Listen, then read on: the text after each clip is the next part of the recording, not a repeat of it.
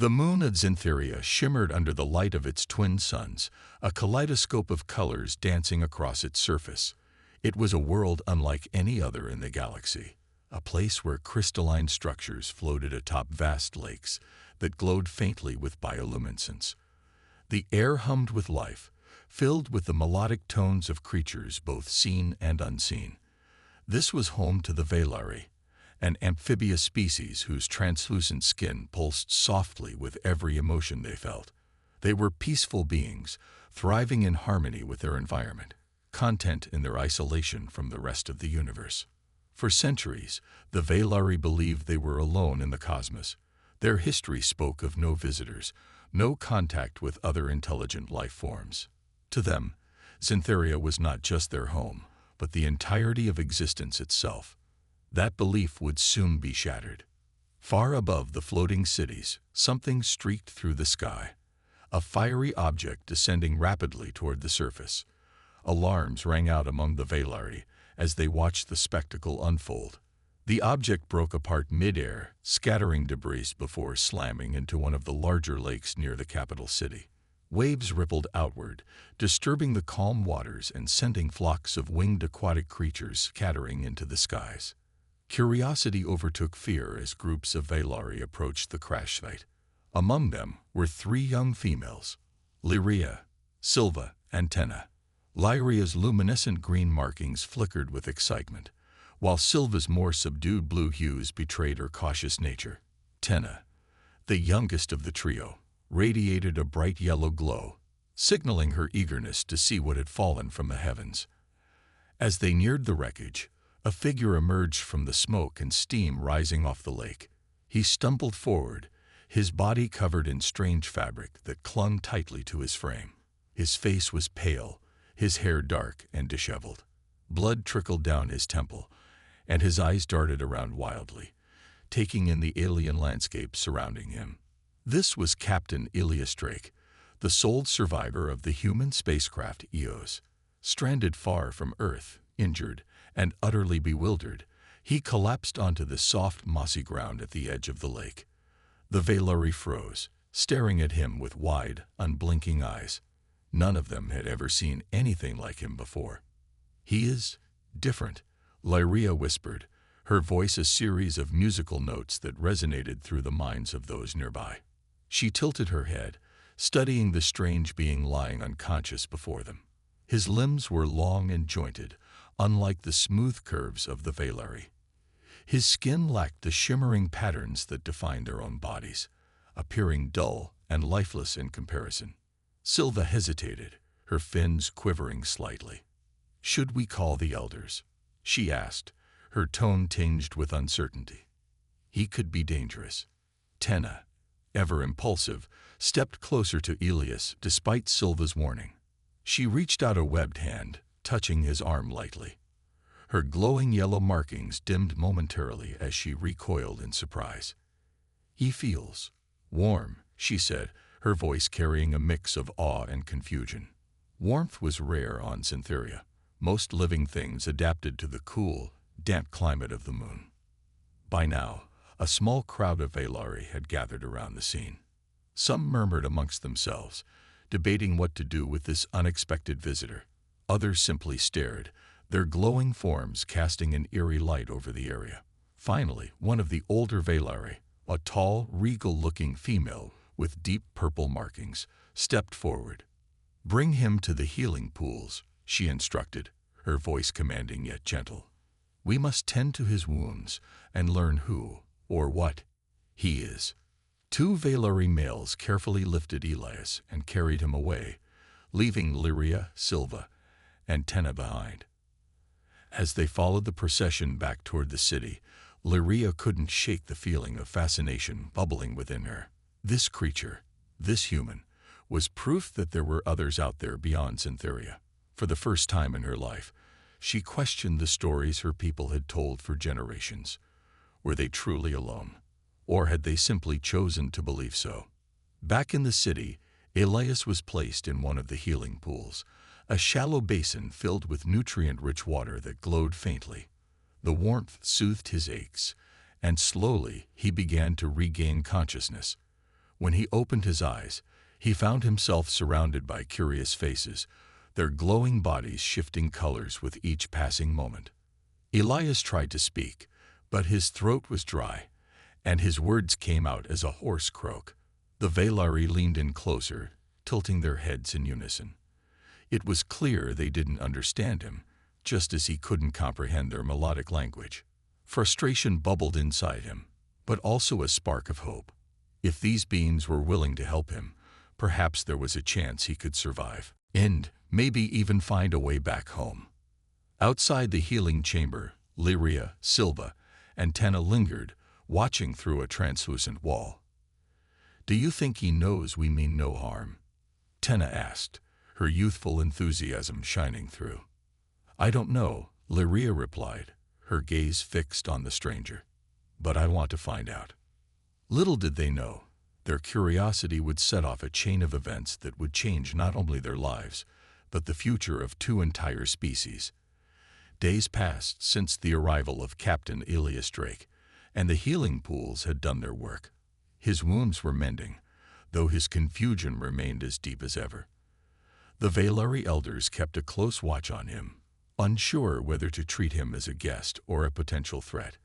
But it was Lyria, Silva, and Tenna who spent the most time observing him. To them, Elias was not just an outsider. He was a puzzle waiting to be solved. The trio approached the healing chamber cautiously on the fourth day. They carried trays of food, delicate fruits that shimmered like jewels and small portions of nutrient-rich algae paste. It was the diet of the Velari, meant to sustain life in harmony with their environment. As they entered, Elias sat upright in the shallow pool, his eyes wary but curious.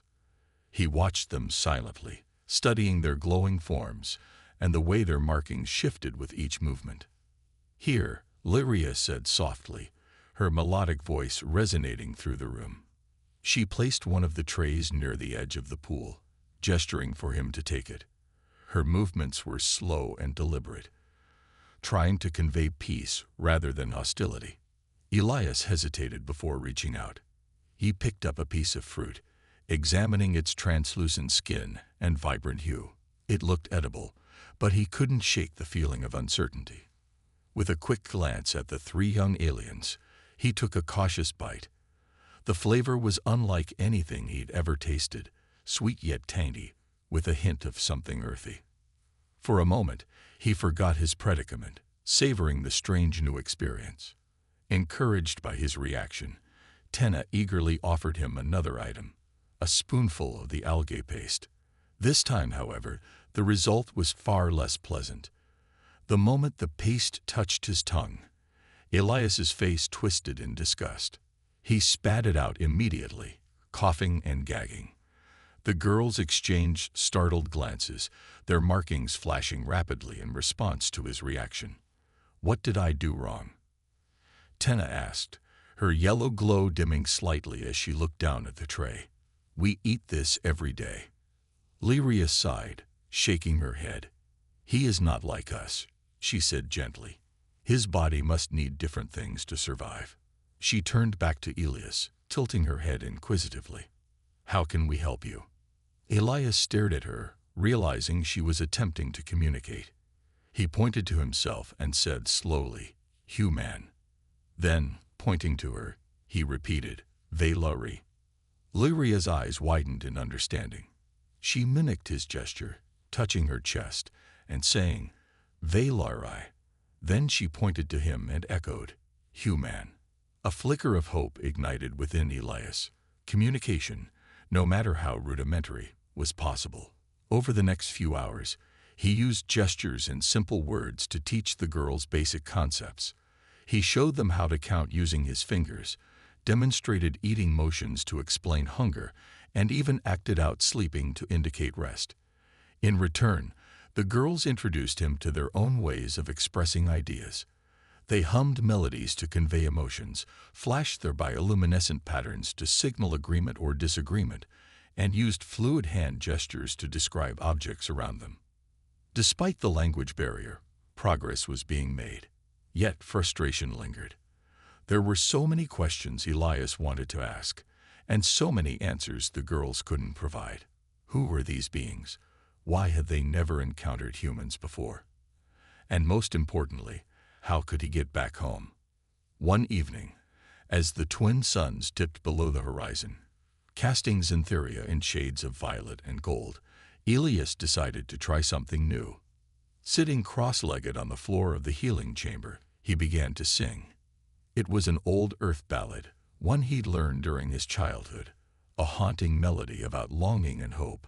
His voice filled the room, soft yet powerful, weaving through the air like a thread connecting two worlds. The effect was immediate.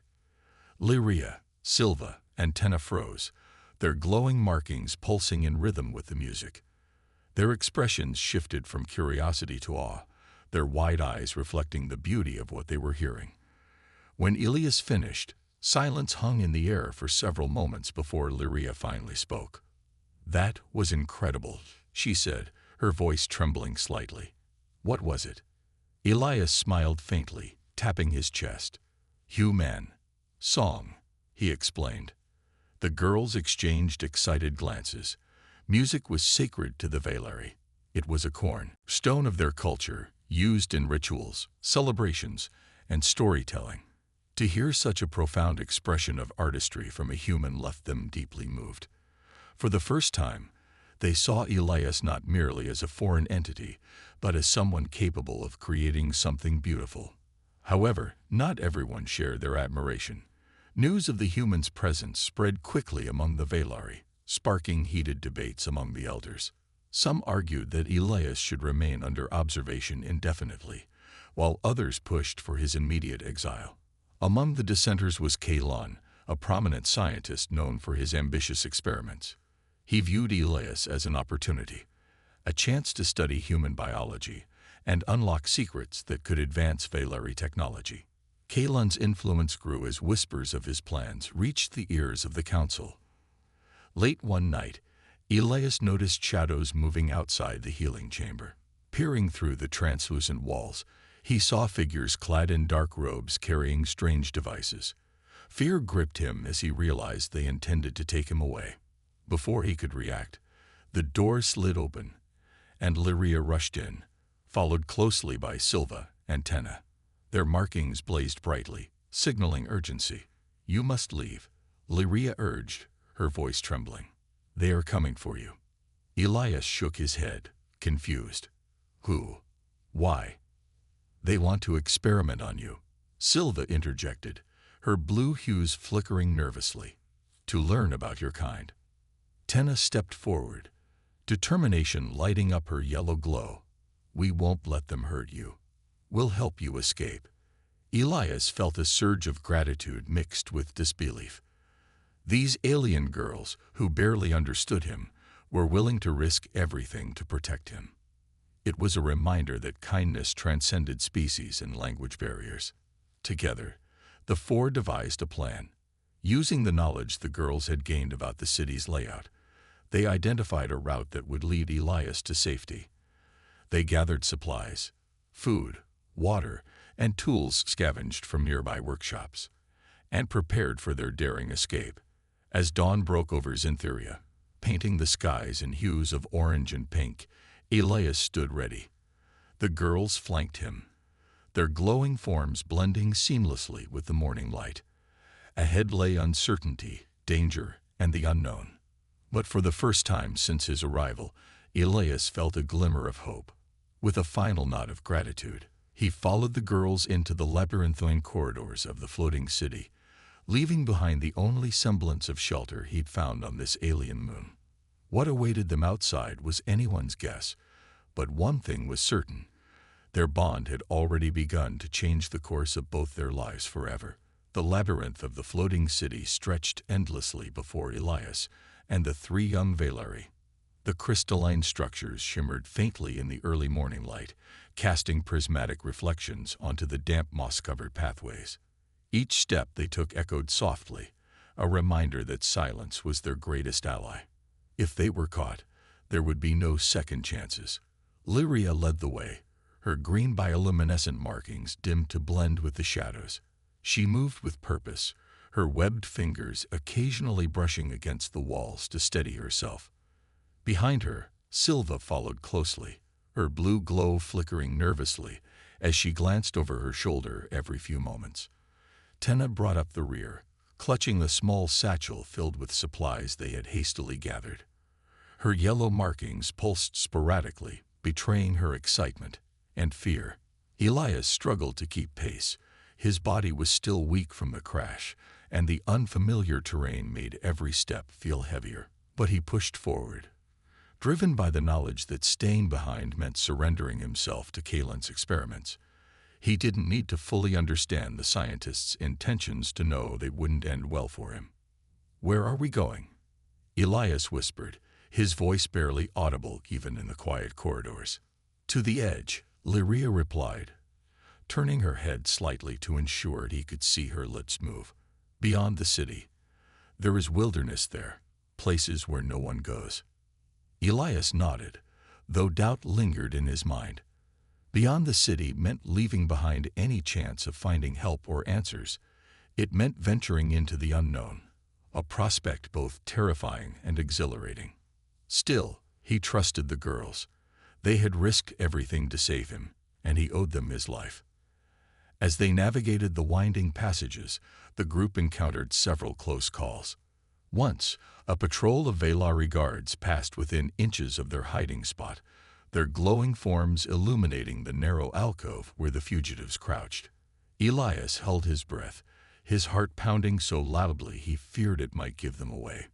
Beside him, Tenna clutched his arm tightly, her tiny frame trembling with suppressed energy. When the danger passed, Silva turned to Elias, her expression grave. "We cannot stay here much longer," she said, her melodic tones low but urgent. "They will search everywhere." "I know," Elias replied.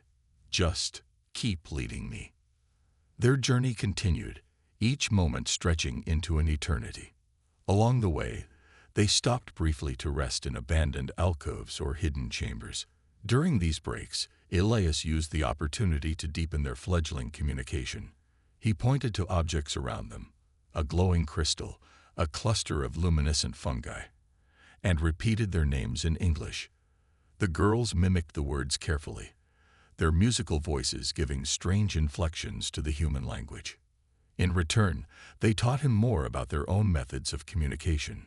Lyria demonstrated how shifting the intensity of her bioluminescence could convey emotions like happiness, sadness, or anger.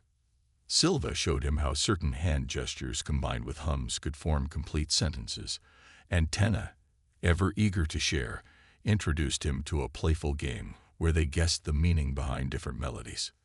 These lessons, however rudimentary, became a lifeline for Elias. For the first time since arriving on Xantheria, he felt a sense of connection, not just to the girls but to this alien world itself. Despite its strangeness, it was beginning to feel less hostile and more intriguing. After what felt like hours, the group finally reached the outskirts of the city.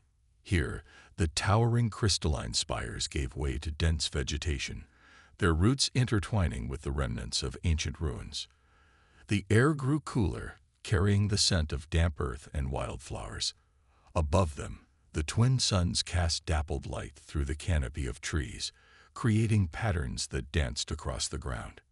"This is it," Lyria announced, her voice tinged with both relief and apprehension.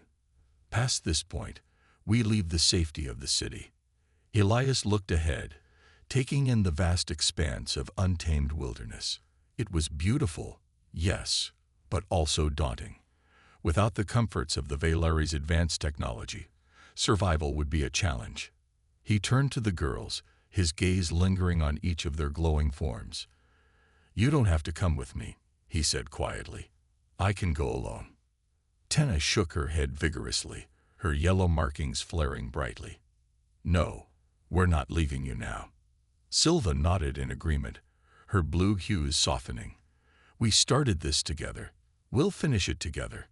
Lyria stepped forward, placing a webbed hand gently on Elias's shoulder. "You saved us too," she said simply, "by showing us there's more to the universe than we thought. This isn't just your fight. It's ours. Her words struck a chord deep within Elias. These three young aliens, who had never known anything beyond their isolated moon, were choosing to step into the unknown alongside him. Their courage inspired him, filling him with a renewed determination to survive, and perhaps even find a way back home. The wilderness proved both wondrous and treacherous. Strange creatures emerged from the underbrush, their bodies adorned with glowing appendages that pulsed in sync with the rhythm of their movements. Some watched curiously from a distance, while others skittered away at the sight of the intruders. At night, the forest came alive with sounds, chirps, clicks, and melodic calls that echoed through the darkness. During one particularly grueling day, the group stumbled upon something unexpected. A massive stone archway half buried in vines and moss. Intricate carvings covered its surface, depicting scenes of beings interacting with one another, some resembling the Velari, others unlike anything Elias had ever seen. One figure, however, bore a striking resemblance to a human. "What is this?" Elias asked, running his fingers over the weathered carvings. Lyria studied the archway intently, her markings flickering with curiosity. "It's old," she murmured. "Older than our cities. Older than us." Silva tilted her head, her fins quivering slightly. "Do you think it belonged to someone else? Someone who came here long ago?" Elias frowned, his mind racing. The implications were staggering. If these carvings depicted other species, including humans, then the Velari weren't always alone. Something had changed, forcing them into isolation. But what? Before anyone could speculate further, a low rumble echoed through the forest. The ground trembled beneath their feet, sending vibrations rippling through the air. The girls exchanged alarmed glances, their markings flashing erratically. "Earthquake?" Elias asked, gripping the edge of the archway for support. "No," Lyria replied, her voice tense. "Something bigger." From the shadows of the trees, a massive creature emerged, a hulking beast with 6 legs and eyes that glowed like embers. Its body was covered in thick, armored plates, and its mouth opened wide, revealing rows of jagged teeth. It let out a deafening roar, shaking leaves loose from the branches above. "Run," Silva shouted, grabbing Elias's arm and pulling him away. The group bolted, weaving between trees and leaping over roots as the creature gave chase. Its thunderous footsteps shook the ground, threatening to overtake them at every turn. Tenna tripped, falling to her knees, but Elias scooped her up without hesitation, hoisting her onto his back as he continued running. Finally, they reached a narrow ravine spanned by a fallen log.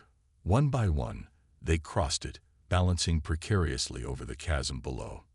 When the last of them made it to the other side, Lyria used a sharp rock to sever the log, sending it tumbling into the abyss. The creature roared in frustration, pacing back and forth on the opposite side, but unable to follow. Panting heavily, the group collapsed onto the ground, their bodies trembling with exhaustion. Elias set Tenna down gently, his arms aching from carrying her. Despite the danger they had just faced, a sense of camaraderie hung in the air. They had survived, together. As they caught their breath, Elias gazed back at the archway in the distance, now partially obscured by the trees. Whatever secrets it held would remain a mystery for now. But one thing was clear. The truth about Xanthuria's past was waiting to be uncovered, and Elias and the girls were determined to find it. The aftermath of their narrow escape left Elias and the girls shaken but resolute. As they sat huddled together on the forest floor, catching their breath and tending to minor scrapes and bruises, the enormity of their situation settled over them like a heavy fog. They were fugitives now, outcasts from the only world they had ever known. And the wilderness stretched endlessly around them, teeming with dangers both seen and unseen. "This place feels different," Lyria murmured, her green markings dimmed as she scanned the dense foliage surrounding them. "It's like it doesn't belong to anyone anymore."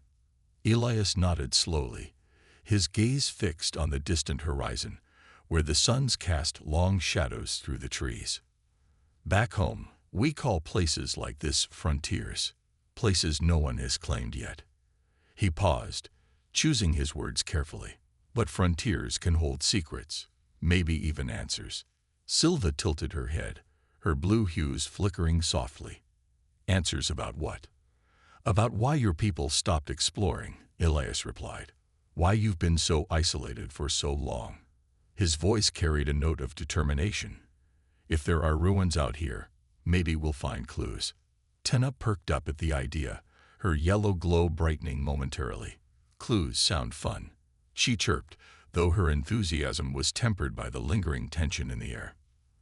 The next morning, the group pressed onward, navigating the rugged terrain with growing confidence. The forest grew denser, its canopy blotting out much of the sunlight. Strange sounds echoed all around them. Low growls, high-pitched whistles, and the occasional rustle of movement in the underbrush. Each step required vigilance, as predators lurked just beyond sight. Despite the challenges, progress was made. Along the way, they discovered more remnants of ancient structures, crumbling pillars, weathered statues, and fragments of carvings that hinted at a forgotten civilization. Some depicted scenes similar to those on the stone archway. Beings of various species working together, sharing knowledge, and building something greater than themselves. These weren't built by Velari, Lyria observed, running her fingers over the intricate designs etched into a broken column. Her markings pulsed with curiosity. Who could have done this? Elias crouched beside her, examining the carvings closely. Maybe ancestors, or allies? He suggested. Your people might not always have been alone. The thought hung in the air, unspoken yet profound. If the Velari had once interacted with other species, including humans, then their isolation was a choice, not an inevitability. What had driven them to cut ties with the rest of the galaxy?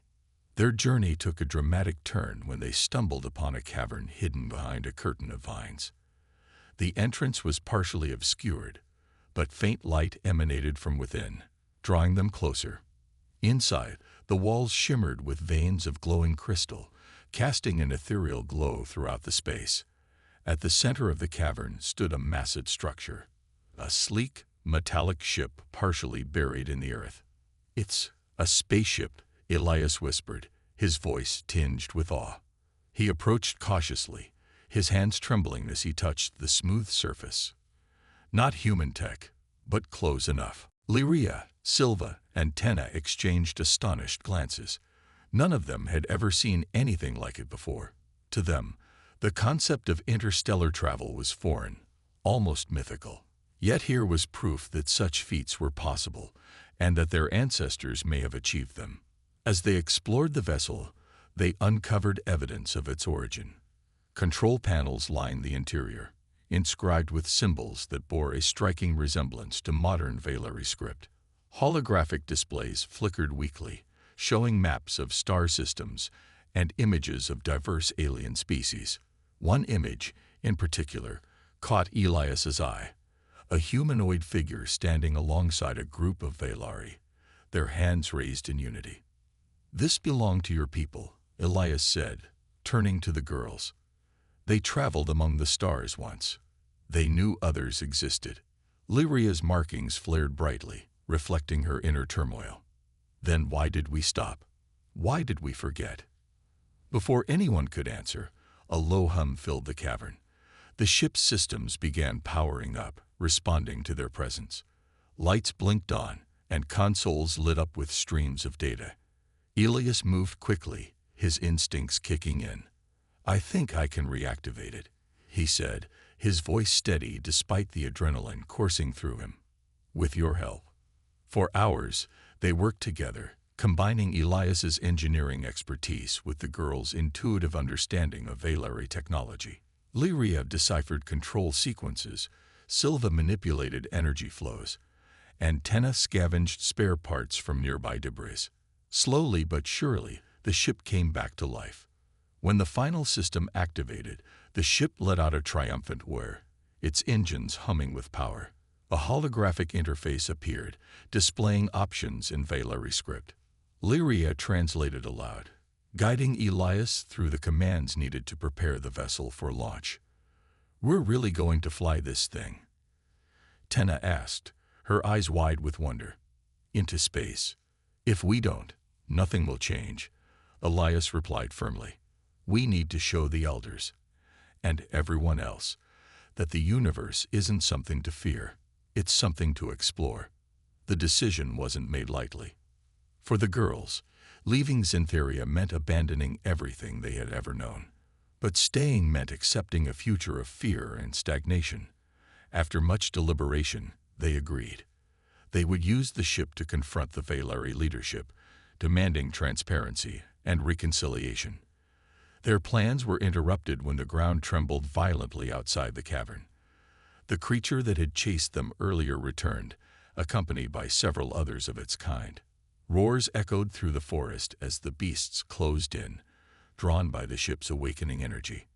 "We have to go now," Silva shouted, her fins quivering with urgency. Elias sprinted toward the ship's ramp, motioning for the girls to follow. "Get inside. Hurry." Once aboard, Elias sealed the hatch and initiated the launch sequence. The ship rose steadily, its thrusters blasting away debris as it ascended into the sky. Below, the creatures howled in frustration, their glowing eyes watching helplessly as their prey escaped. As the ship broke free of Xantheria's atmosphere, the four fugitives gathered at the viewport, gazing down at the shimmering moon they had left behind. Lyria's markings glowed softly, mirroring the emotions swirling within her. "What happens now?" she asked quietly. Elias placed a reassuring hand on her shoulder. "Now we fight for the truth, for both our peoples, together." And with that, the ship soared into the vast expanse of space, carrying with it the hopes of two worlds united by courage and curiosity. The spaceship soared through the void of space, its sleek metallic frame glinting faintly under the light of distant stars. Inside, Elias and the three young Vaylari sat in stunned silence, their glowing forms casting soft hues across the ship's interior. For the first time in their lives, they were truly adrift, untethered from Xantheria and everything they had ever known. The weight of their decision hung heavy in the air, mingling with a sense of awe at the vastness surrounding them. Elias stood at the viewport, his hands resting lightly on the console as he gazed out at the endless expanse. His mind raced with possibilities and fears. The ship was operational, but navigating it would be a challenge. He had pieced together basic controls using what little knowledge he retained from his training aboard the Eos, supplemented by Lyria's translations of the Vaylari script. Still, there was no guarantee they wouldn't encounter trouble along the way. Behind him, Tenna leaned forward eagerly, her yellow markings flickering like tiny suns. "Where are we going?" she asked, her voice brimming with excitement despite the gravity of their situation. "To Earth," Elias replied without hesitation. "If I can get us there, my people will help you. They'll listen to your story, and maybe, just maybe, they'll find a way to bridge the gap between our worlds." Lyria frowned slightly, her green bioluminescence dimming as uncertainty clouded her thoughts. "And if they don't? What if they see us as threats?" "They won't," Elias said firmly, turning to face her. "Not when they hear about what you've done for me. You saved my life, Lyria. All of you did. That counts for something." Silva nodded slowly, though her blue hues betrayed lingering doubt. "Even so, we're asking a lot. Trust doesn't come easily, not even among humans." Elias couldn't argue with that. Humanity wasn't perfect. Centuries of conflict and mistrust had left deep scars. But neither was it irredeemable. If given the chance, he believed his species could rise above its flaws. And perhaps the Vaylari could too. As the hours passed, the group settled into a routine. Elias took charge of piloting, relying heavily on the ship's automated systems. Lyria served as his co-pilot, interpreting commands and translating data streams that scrolled across the holographic displays. Silva monitored energy levels and environmental controls, ensuring the ship remained stable, while Tenna scoured every corner of the vessel, marveling at its advanced technology. Despite their efforts, tensions simmered beneath the surface. Each member of the group grappled with their own doubts and fears. For Elias, the burden of leadership weighed heavily. He was responsible not only for himself, but also for three beings who trusted him implicitly, a responsibility he hadn't asked for but couldn't shirk. For the girls, the enormity of their actions began to sink in. Leaving Xantheria meant severing ties with their families, their culture, and their entire way of life. While they had made the choice willingly, the reality of it gnawed at them. What awaited them beyond the stars? Would their sacrifice mean anything in the grand scheme of things? Their journey was interrupted abruptly when the ship's sensors detected an anomaly ahead. A massive asteroid field loomed in their path, its jagged rocks spinning erratically in the vacuum of space. Navigating through it would require precision and luck. "We need to plot a course carefully," Elias said, his brow furrowed as he studied the readouts. "One wrong move, and we're done." Lyria leaned over his shoulder, her fingers tracing patterns on the display. "I think I can adjust the thrusters manually," she offered. "It might give us more control." Together, they worked in tandem, guiding the ship through the treacherous field. Silva kept a close eye on the shields, her fins quivering as impacts rattled the hull. Tenna clung to the back of her seat, her wide eyes fixed on the viewports as asteroids whizzed past mere meters away. Finally, after what felt like an eternity, they emerged unscathed on the other side. The relief was palpable as the group slumped into their seats, exhausted but triumphant. "That was close," Elias muttered, wiping sweat from his forehead. "Too close. But we made it," Lyria said softly, her markings brightening slightly. "We're still alive. And still moving forward," Silva added, offering a small smile. The respite was short-lived. As they continued onward, the ship's scanners picked up another signal, this one emanating from a nearby planetoid. Curiosity got the better of them, and they decided to investigate. The planetoid turned out to be barren and desolate, its surface scarred by ancient impacts and volcanic activity. Yet amid the wasteland stood a structure, a towering spire of black stone that seemed to pulse faintly with an inner light. Intrigued, the group landed nearby and ventured outside to explore. Inside the spire, they discovered a chamber filled with strange artifacts. Crystalline cubes etched with unfamiliar symbols, fragments of alien technology, and murals depicting scenes of cooperation between multiple species, including humans and Valari. "This place is old," Elias murmured, running his fingers over one of the murals. "Really old. It looks like a meeting ground," Lyria suggested, her voice tinged with wonder. "A place where different species came together to share knowledge." Tenna picked up one of the crystals, holding it up to the dim light. "Do you think these are records? Like stories or memories?" "Maybe," Elias replied thoughtfully. "If we can figure out how to access them, they might tell us more about why the Valari isolated themselves." Before they could delve deeper, however, the ground began to tremble violently. The spire groaned ominously, its walls cracking as dust rained down from above. "We need to leave," Silva shouted, grabbing Tenna's arm and pulling her toward the exit.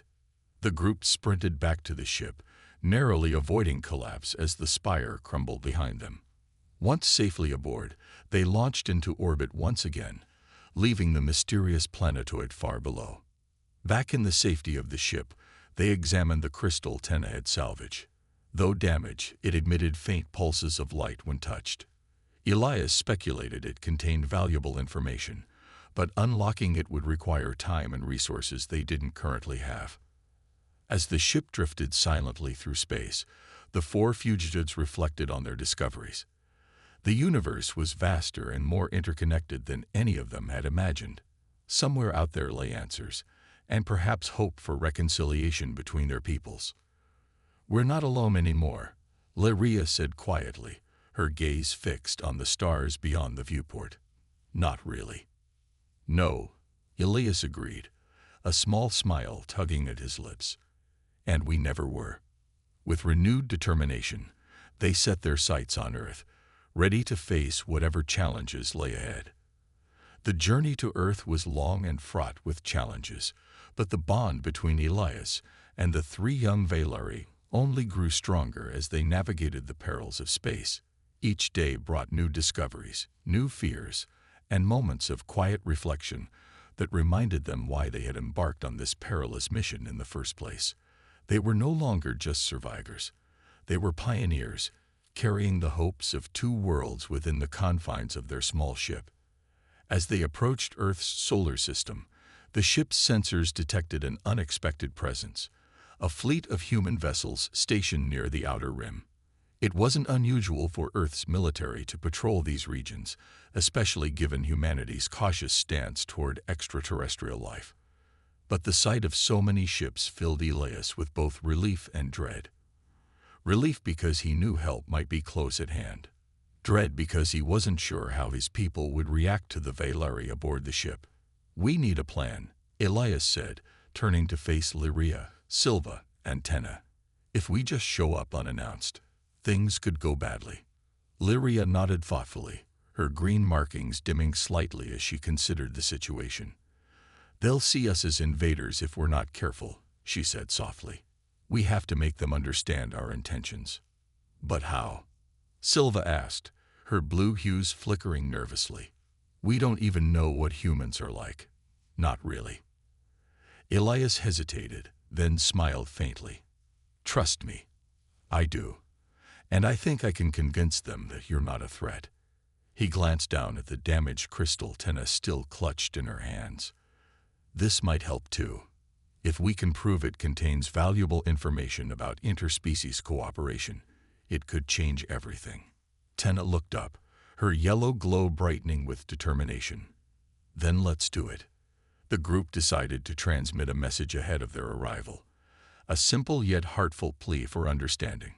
Using the ship's communication array, Elias recorded a brief transmission in English, explaining who he was and introducing the Valari as allies seeking peace. He emphasized their shared history, referencing the ancient carvings and artifacts they had discovered during their journey. Finally, he requested safe passage to Earth, promising to provide evidence of their claims upon arrival. When the message was sent, the wait felt interminable. The human fleet remained silent, their ships hanging motionless against the backdrop of stars. For hours, the fugitives held their breath, unsure whether their gambit would succeed or fail. Finally, a response came, a single voice crackling through the speakers. "Unidentified vessel. This is Commander Elena Vasquez of the United Earth Defense Fleet. State your purpose and prepare for boarding." Elias exchanged glances with the girls. This was it, the moment of truth. "Understood, Commander," he replied calmly. "We're approaching peacefully. Please stand by." The human boarding party arrived swiftly, clad in sleek white suits and armed with advanced weaponry. As they entered the ship, their eyes widened at the sight of the glowing Valari. Despite their training, the soldiers couldn't hide their shock or their suspicion. Commander Vasquez stepped forward, her expression stern but controlled. She locked eyes with Elias, her gaze sharp and assessing. "Captain Drake," she said curtly, "thought you were dead." "I almost was," Elias admitted, holding her gaze steadily. "But these three saved my life." He gestured toward Lyria, Silva, and Tenna, who stood quietly beside him. "They're called the Valari. They're peaceful beings, misunderstood, maybe even persecuted by some of their own kind. We've come here seeking sanctuary and hoping to share something important." Vasquez raised an eyebrow, clearly skeptical. "Important enough to risk bringing an alien species into human territory?" "Yes," Elias said firmly. "Take a look at this." He handed over the damaged crystal Tenna had salvaged from the planetoid. "It's proof that humanity once interacted with other species, including the Valari. Proof that isolation isn't inevitable." Vasquez studied the object carefully, her brow furrowing as she examined its intricate etchings. After a moment, she turned to one of her subordinates. Run diagnostics on this. See if our tech can interface with it. While the crystal was analyzed, the commander questioned Elias and the girls further, probing for details about Syntheria and the events leading up to their escape.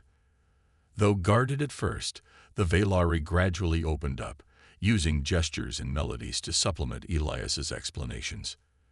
Their sincerity seemed to soften Vasquez's demeanor, though she remained cautious. Hours later, the analysis of the crystal yielded astonishing results. Fragments of data confirmed Elias's claims. The artifact contained records of a time when multiple species, including humans and Velari, had coexisted peacefully. Maps, languages, and cultural exchanges were documented within its structure, painting a picture of a galaxy united by curiosity and collaboration rather than fear and division. "This changes everything," Vasquez murmured, her voice tinged with awe. She turned to Elias and the girls, her expression softening further. "You've done something incredible, something that could reshape history." But before celebrations could begin, reality reared its head. News of the discovery spread quickly through the fleet, sparking debates among the higher-ups. Some argued that the Velari posed too great a risk, while others saw potential for diplomacy and scientific advancement. Meanwhile, reports emerged that Kalen and his faction back on Syntheria had intercepted communications about the fugitives' whereabouts and were preparing to reclaim them by force. "They'll come after us," Lyria said grimly, her markings pulsing with anxiety. "Kalon won't stop until he gets what he wants." "And neither will we," Elias countered, his jaw tightening with resolve. "We've come too far to turn back now." With tensions mounting, Commander Vasquez made a bold decision. She ordered her fleet to escort the Velari ship to Earth, where world leaders and scientists would convene to discuss the implications of the discovery. In the meantime, the fugitives were granted provisional asylum aboard one of the larger vessels, allowing them temporary safety.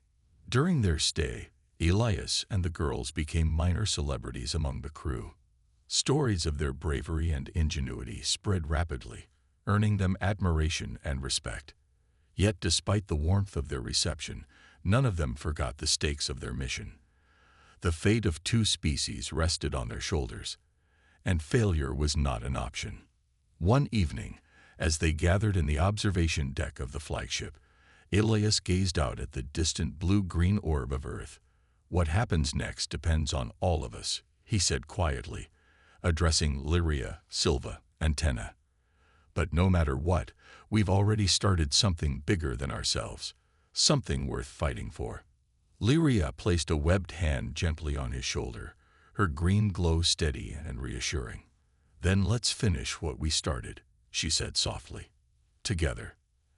As the fleet prepared to enter Earth's atmosphere, hope burned brightly within them, a beacon guiding them toward a future where understanding triumphed over fear and unity transcended borders.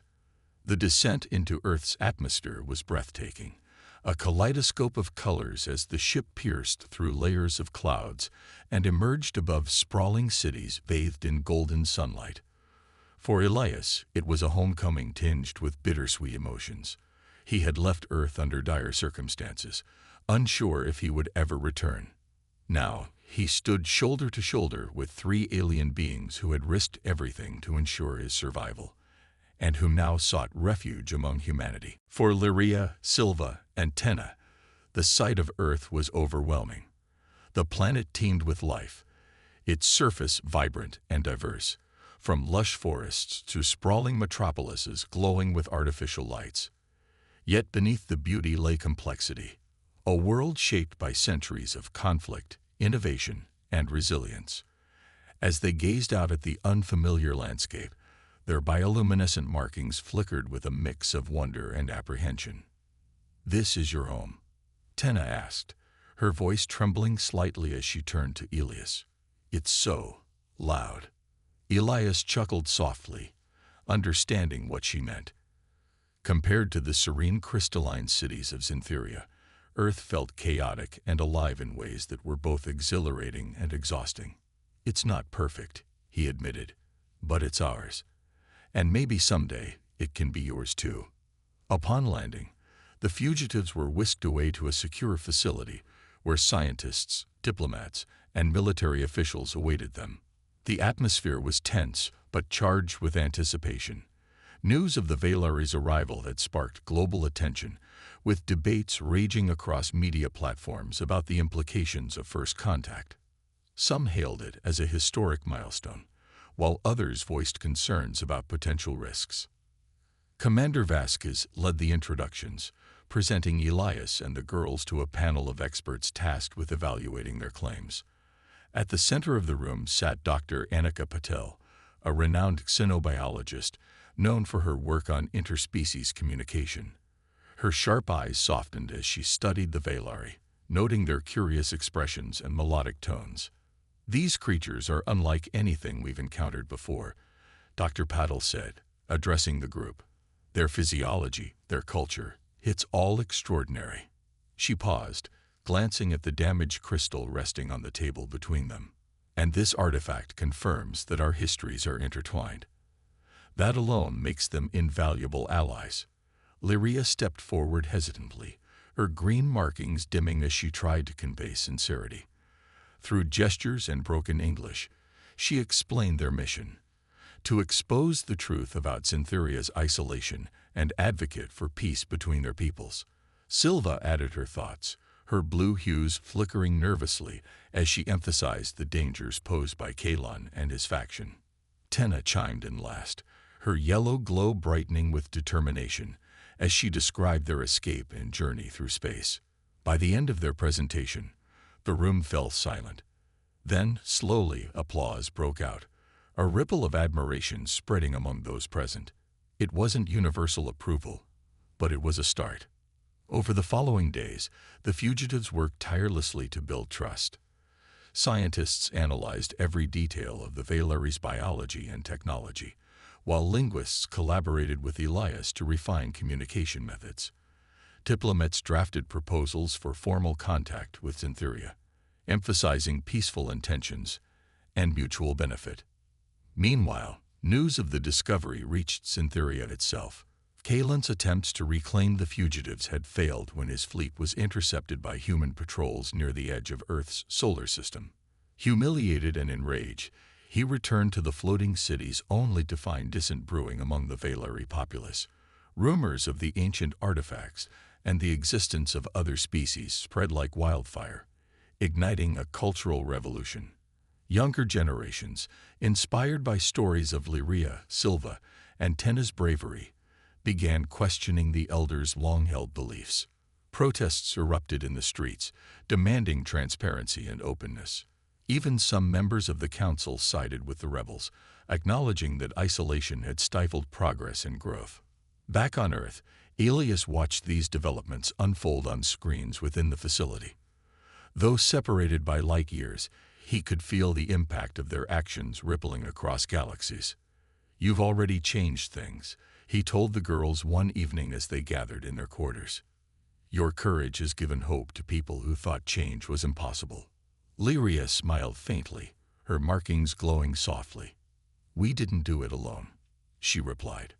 "You showed us that reaching out isn't weakness, it's strength." As weeks turned into months, preparations began for a joint mission between humans and Valari. Using data retrieved from the crystal and insights provided by the fugitives, engineers designed a new generation of ships capable of bridging the gap between their worlds. The goal was simple yet monumental: establish diplomacy, share knowledge, and forge a future built on cooperation rather than fear. On the day of departure, Elias stood alongside Lyria, Silva, and Tenna aboard the flagship of the newly formed Intergalactic Alliance. Behind them, crowds of humans cheered, waving banners adorned with symbols representing